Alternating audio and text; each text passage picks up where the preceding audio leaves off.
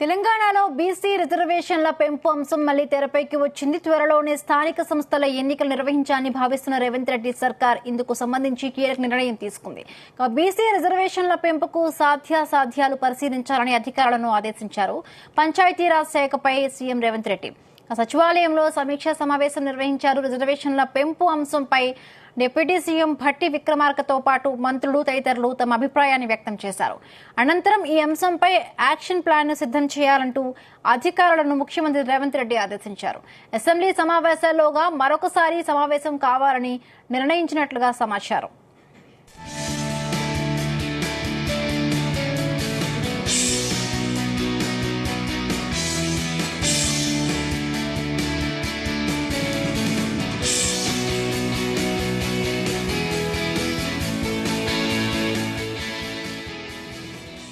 BC రిజర్వేషన్ల అంశంపై CM Revanth Reddy నిర్ణయాన్ని తీసుకోబోతున్నట్టుగా తెలుస్తోంది. రైడింగ్ సంబంధించి మరిన్ని పూర్తి అప్డేట్స్ మా ప్రతినిధి శ్రీచరణ్ అందిస్తారు. శ్రీచరణ్, హిమబింలో బీసీ రిజర్వేషన్ల పెంపు కార్యాచరణపై ముఖ్యమంత్రి రేవంత్ రెడ్డి కీలక నిర్ణయం తీసుకోబోతున్నారు. పంచాయతీ ఎన్నికలపై సమీక్షల్లో కూడా ఈ ప్రత్యేకంగా బీసీ రిజర్వేషన్ల పైన కూడా ముఖ్యమంత్రి రేవంత్ రెడ్డి సమీక్షించారు.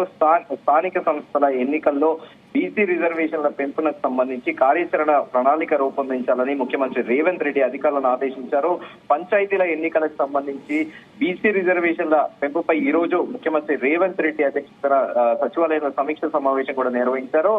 ఈ సందర్భంగా రాష్ట్రంలో రాబోయే కొద్ది రోజుల్లో పంచాయతీ ఎన్నికల్లో రిజర్వేషన్ల అమలుతో పాటు రాబోయే ఎన్నికల వాటి పెంపునకు సంబంధించిన అంశాలను కూడా పూర్తి స్థాయిలో కూడా వెల్లడించాలని ముఖ్యమంత్రి రేవంత్ రెడ్డి అధికారులకు సూచించారు. గత పంచాయతీ ఎన్నికలు అనుసరించిన విధానము, రానున్న పంచాయతీ ఎన్నికలకు సన్నద్ధమవుతున్న తీరును అధికారులు ముఖ్యమంత్రి రేవంత్ రెడ్డికి వివరించారు. ఇప్పటికే కులగణకు ఆమోదం తెలిపినందున దాని ఆధారంగా పంచాయతీ ఎన్నికలకు వెళితే ఎలా ఉంటుందని, అందుకు ఎంత సమయం తీసుకుంటారని కూడా ముఖ్యమంత్రి అధికారులను అడిగారు. అయితే కర్ణాటకలో 2015లో, బీహార్లో 2023లో కులగణ చేశారని, ఆంధ్రప్రదేశ్ లో కులగణ చేసిన వివరాలు ఇంకా బయట పెట్టలేదని కూడా అధికారులు ముఖ్యమంత్రి రేవంత్ రెడ్డికి వివరించారు. 2011లో కేంద్ర ప్రభుత్వం అనుసరించిన కులగణ ఫార్మాట్ 53 కాలమ్స్ తో ఉందని, దానికి మరో 3 కాలమ్స్ జోడించి గణన చేపడితే కనీసం 5.5 నెలల సమయం పడుతుందని కూడా అధికారులు ముఖ్యమంత్రి రేవంత్ రెడ్డికి వివరించారు. బీసీ రిజర్వేషన్ల పెంపుతో పాటు స్థానిక సంస్థలకు కేంద్ర ప్రభుత్వం నుంచి వచ్చే నిధులు ఆగిపోకుండా త్వరగా ఎన్నికలు నిర్వహించేందుకు అవసరమైన ప్రణాళిక సిద్ధం చేయాలని కూడా ముఖ్యమంత్రి అధికారులను ఆదేశించారు. అయితే సమావేశంలో రిజర్వేషన్ల పెంపుపై కూడా చాలా సుదీర్ఘంగా చర్చ కూడా కొనసాగింది. దీంట్లో ఈ సమావేశంలో ఉప ముఖ్యమంత్రి మల్లుబట్టి విక్రమార్కతో పాటు వైద్య ఆరోగ్య సంక్షేమ శాఖ మంత్రి దామోదర రాజనరసింహ, అలాగే బీసీ సంక్షేమ శాఖ మంత్రి పొన్నం ప్రభాకర్, పంచాయతీరాజ్ గ్రామీణ శాఖ మంత్రి సీతక్కతో పాటు దేవాదాయ శాఖ మంత్రి కొండా సురేఖ అందరూ కూడా పాల్గొన్నారు.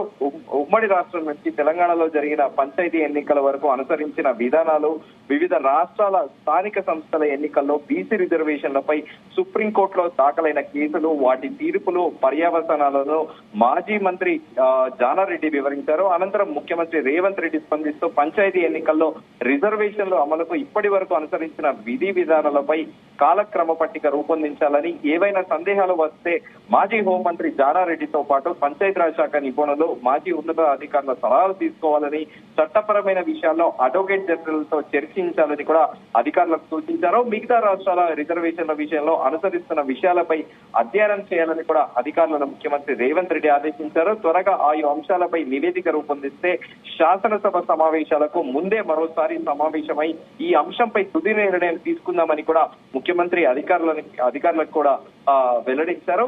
అయితే ఈ ప్రస్తుతము ఈ బీసీ గణన అనేది గత ప్రభుత్వం బీఆర్ఎస్ హయాంలో కూడా బీసీ గణన ఎప్పుడు అనేది కూడా చర్చ నడిచింది. అయితే బీసీ నేత ఆర్ కృష్ణయ్య కూడా, రాజ్యసభ ఎంపీ కూడా పలుమార్లు కూడా గత ప్రభుత్వాన్ని ఎండగట్టారు. బీసీ గణన ఎప్పుడు చేస్తారు, మీరు బీసీ హక్కులను ఎప్పుడు కాపాడతారు అనేది కూడా ఎప్పటికప్పుడు కూడా ఆర్ కృష్ణయ్య తన గొంతుగా వినిపిస్తున్నారు బీసీల తరఫున. కానీ ప్రస్తుతము ఇప్పుడు ఇది రానున్న పంచాయతీ ఎన్నికల దృష్ట్యా ప్రభుత్వం ఈ నిర్ణయం తీసుకుంటుందా, లేకపోతే ఇతర రాష్ట్రాల్లో జరిగినట్టు కూడా కర్ణాటకలో కూడా ఎన్నికల ముందు కూడా బీసీ గణన అనేది జరిగింది. సో ఎన్నికల తర్వాత కూడా ముందు తెలంగాణ గతంలో బీఆర్ఎస్ ప్రభుత్వం కూడా ఆలోచించిన చేసినప్పటికీ అది ఎందుకో వాయిదా పడుతూ వస్తుంది. ఇప్పుడు స్థానిక సంస్థల ఎన్నికల దృష్ట్యా ముఖ్యమంత్రి రేవంత్ రెడ్డి నిర్ణయం తీసుకున్నారా, లేకపోతే కొన్ని రాష్ట్రాలు అనుసరించిన విధానంగానే భవిష్యత్తుని దృష్టిలో పెట్టుకొని చేస్తున్నారా అనేది కూడా ఒక చర్చనీయాంశంగా మారింది. Himabindu. Right, thank you Sricharan, thanks for the update.